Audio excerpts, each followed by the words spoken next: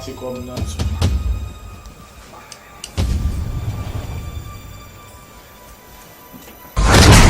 Non, Jean. Ou se mwen sa gen?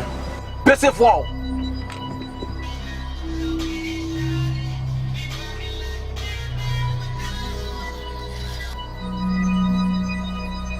Kade, pa menase petit man, ok? Pa menase petit man.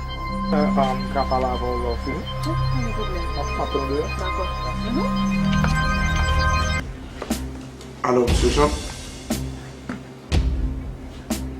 C'est bon. E sa ou fè la kay mwen? Gade, sou touche petit mwen.